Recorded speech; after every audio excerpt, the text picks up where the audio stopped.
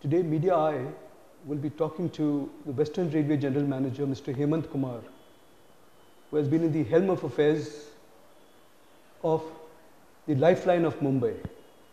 If not for him, it is him who moves the lifeline. Without him in the seat, in the chair, Mumbai wouldn't be what it is today. Mr. Hemant Kumar, the first question we would like to pose to you is that after you took over as the Western Railway GM, what are the changes have you brought about, and what do you plan to do? Okay. See, Western Railway is very complex, and most of the issues are pertaining to the suburban section. So, I would like to begin with the suburban section. Last year, we registered a growth of about 9.8% of revenue from the passenger suburban section, while non-suburban section we registered a growth of about 17%, and overall originating traffic, originating earning of Western Railway registered about 8.95% growth. On Western Railway suburban section, on my inspections I found that the ticket dispensing is taking a little time. So, we introduced this concept of Jaldi 5 and Jaldi 10. That means 5 rupee ticket, fixed denomination, and 10 rupee ticket, special counters. On those counters, only those 5 rupee or 10 rupee tickets will be sold. So, we started at Andheri, and we have extended it to Borivali and Dadar also. And for 10 rupee ticket, we have extended it to Vasai and Bandra also. In addition, we have been able to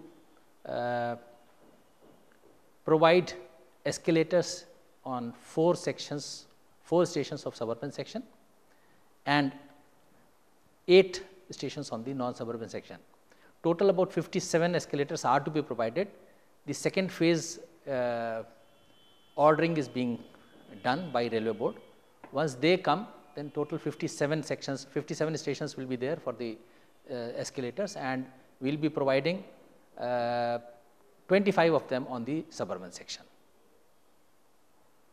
But with the escalators also, I am told that there are a lot of kind of misuse of it, by urchins, putting in kind of metal pieces, trying to this thing. This is what I am told. Please correct me if I am wrong. What you are saying is right. A new item which is there. Generally, there is people just want to explore. So, there have been some reports about this, and we then provided special staff, so that if anybody is just by mistake or by as a prank put the stop button, then somebody is able to put it on back. I think people will get used to it. But what I have found out that some of the escalators have become really very popular, and people are quite disciplined in that. Particularly at Andheri, it has been found to be very, very disciplined. Let me commend you for this. I think you've done a good work as far as this anti-trespassing program that has started about. I think it has brought down the number of accidents. So it also means that the services have not been affected, because with every kind of railway crossing, trespassing incident, and a person being injured or killed, it means services get delayed. You are right. I think you are absolutely right. Any trespassers getting knocked off, whether injured or a fatal accident, it does affect a large number of trains, because our trains during peak, one train follows another with a gap of only 3 minutes. So, the cascading effect is there. With the anti-trespassing measures, this has come down. We are determined to bring it down further, and for that a very, very ambitious project is there for 2 or 3 stations, where with the help of MRVC we are providing anti-trespassing measures in a big way, improving the footover bridges and the common areas, so that the chances of trespassing become even further reduced. But Mr. Kumar, the media, I don't know whether the media is right, about this, the gap between the platform and the railway, this thing, I mean the train, the footboard. Yeah. And the gap, a lot of people do fall. How and would you deal with it? I'm told that now with the expansion of the railway passenger, I mean the outbound trains, this is bound to happen because that footboard level and the platform level kind of meets together. But when it comes to the suburban train, the problem arises here. I think I would like to clarify and clear some of the misconception. Actually, the height of the floor of the EMUs is a standard all over the country. The platform height is also standard all over the country. The problem here also is not of a recent origin. The so-called problem of the air spring rakes having this extra problem of height is also not correct, because the air springs had been introduced even in Mumbai long time back. Maybe the number of rakes were not too many. This problem is essentially because people want to board the train when the train is already in motion, or they want to get down while the train has not stopped. I don't think there has been even a single case when somebody has fallen inside when the train had been standing. This is as regards EMUs. For long distance trains, in any case, people have to come to the doorway. There are only 2 doorways or 3 doorways, depending upon whether it is a GS or a SLR or a AC coach or a sleeper coach. So the entry area is fixed, and there, if the gap between the horizontal gap between the platform edge and the train is more, then somebody can fall. And we have had some cases where people have fallen, but there also, if they try to board when the train is standing, there is no chance that this can happen. However, since there has been so much there was so much hue and cry, and Railway Board also has taken special consideration. They have given Mumbai Suburban a special consideration and have agreed to raise the platform height from earlier 760 to 840 millimeters to now 840 to 920 millimeters, with the instructions that we should come close to 920. In fact, 900 is the ideal one, because if it goes beyond 920, there are chances that during the rainy season, when the track slightly subsides because of the rains, at that time there are chances of the train grazing over the platform, which will be even more dangerous. What about these air-conditioned coaches everyone is looking forward to? Okay. Actually, I am also waiting for the air-conditioned coaches. It is being manufactured in Integral Coach Factory at Chennai. The designs have already been made. Last I had a talk with the ICF, this was about a week, 10 days back. They have not yet received the material from the BHEL, who are the equipment supplier for the air-conditioned coaches. Once they supply, it will take the Integral Coach Factory will take about 2 months for making those. But let me also tell you that these are also new stock, and they will also go through the process of CRS clearance, which is also time taking, as you must have already seen in case of the Bombardier rakes. So, well, I am also keeping my fingers crossed, but I don't think it will come in another 2-3 months. It will take a little longer time. What about these 72 trains, the new trains which are going to be introduced in the phase 2 of the MUTP?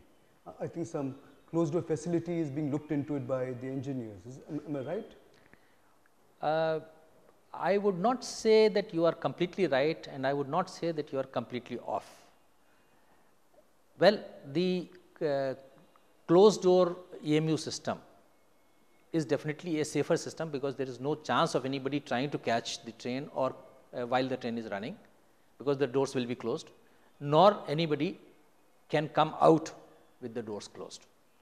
But this MUTP2 72 rakes, they are not dependent on this, because the ordering has already been done. Then they are not coming with the door closing mechanisms, although we have asked MRVC. It is our desire that if some rakes could be provided with this, because all 72 will not come in a year or two, it will take some time. So, if by the time the last phase is, last few rakes are coming, or maybe last couple of dozen are coming, by that time suppose the ordering of the door closing mechanisms is also complete, then probably we will have some MUTP rakes with the door closing mechanisms. Otherwise, this door closing will have to be looked at as a later fitment. See, I think in a few years back, always the Western Railway would always come under criticism. Now it is far less. Okay. Let's admit about that, it's far less, because the services are much on time. Yes. The problems are less, but people are still looking forward for that elevated rail track that everyone was speaking about. I think that was around 10 years back, and that has not been realized as a dream. Is it still in the pipeline, or it's still being worked by the railway board, or? Well, I can only say that it has not been dumped as yet, because it requires a very close cooperation and close, I would say, help from the state. So, there are dialogues going on between the railways and the state, and in any case the type of funds which will be required for this, I do not see railways having that type of funds, spareable funds which will provide this. It will have to be some innovative method of funding, because 22,000 crores, which is likely to be the cost of this, is not an easy sum to come by. Are you working on any plans to enhance the speed of the trains? I think these talks have been going on a lot in the media, at least, rather, to enhance the speed of the trains. Well, if you are talking about the speed of the suburban trains, suburban trains is we are having right now two types of rakes. In fact, three types of rakes we are having. One is having a maximum potential of about 100 kilometers per hour up to Virar. Another one is having 100 kilometers per hour beyond Virar also, and the third one is having only 80 kilometers per hour speed, maximum speed potential. I should not say potential, it has been cleared for 80 kilometers per hour throughout. So, the 80 kilometers per hour are what we called our retrofitted rakes, which were originally DC rakes, which have been converted into AC/DC. Our effort is, and we sincerely believe that these rakes can go at a still higher speed, maximum potential is there, and if we are able to get them for 100 kilometers per hour, then we will be able to get a better average speed. But per se speed increase has got many other connotations and it has many other implications. So, I do not see any drastic increase in the maximum speed, although the new rakes which are under trial, that is Bombardier rakes, there the speed potential is 110 kilometers per hour. That means it has a little more powerful rake is there. So, we will see if we are able to get the average speed, an increase in the average speed, that also can help in improving our punctuality. Would also, I think it is in the pipeline again, or it's rather being implemented maybe, to terminate the trains at Vasai, make it as a terminal for the outstation train, instead of rather bringing them back to Bombay Central or to the Bandra terminus. Would this kind of help in enhancing both the services, the long distance service as well as the suburban service? No, suburban service, there is absolutely no plan to stop at this place, Vasai. But non-suburban also presently there is no plan. It's only a forward looking step that right now on Western Railway we are having two coaching centers. One is the Bombay Central or Mumbai Central, the other is BTTS or what we call Bandra Terminus. So, these two have already become more or less saturated. So, if anything more is supposed to come, it cannot be accommodated here. We have to look for something, not for now, but maybe for 10 years down the line. So, we are examining if Vasai could be developed. As of now, it is only an idea, it is not a proposal. I think you all have something in mind, something rather in this thing about putting additional tracks between Dadar and Bandra, so that would kind of help in kind of. Yes, that is there. In fact, the 5th line and 6th line as we call them, this project is already on. In fact, 5th line has already been, I would not say it has been commissioned, but it has been completed, and we are trying to commission it in another 3-4 months time. 6th line, it is already there in the MUTP phase 2, but the detailed estimate is under sanction at Railway Board. Once we get the go ahead from there, then we will be able to put the 6th line, and once we do that, that will provide some relief on the 4 existing lines, and again we may be able to improve our suburban services, because in that case the non-suburban service up to Virar will be having a entirely separate line. What about the crime against women in kind of trains, on the platform? I think this has been, it's not only it's in Western Railway or Central Railway, it's across all the railways, because this is where the criminal elements love to thrive. Since the accessibility is much more easier to women there. We are actually trying to have a CCTV camera which is being tried on 2 rakes. It has been provided, and we are seeing whether we can, it's still under trial. So, once it succeeds, then we will provide on more number of trains. We are providing the women RPF constables. We are also having Surakshini services, so that if there is any problem, then we are able to handle them. However, it is also a social problem which we need to tackle even otherwise.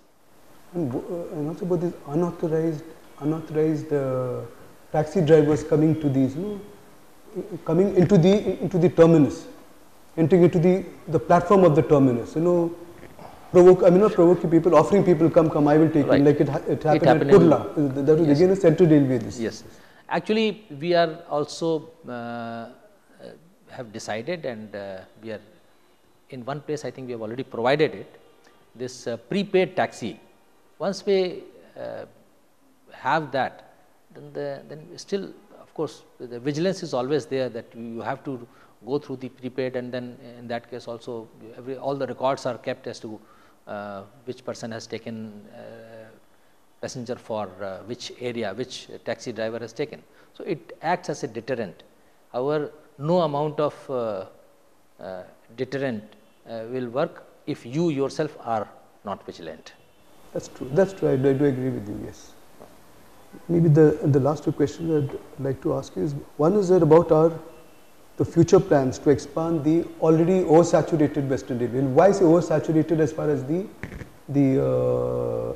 suburban service is concerned? Because the influx is huge into Mumbai. It continues to be, and the railway will always get brickbats for that, for this thing. But it's ultimately at the end of the day, you're the person in the seat of this, who has to stir the entire.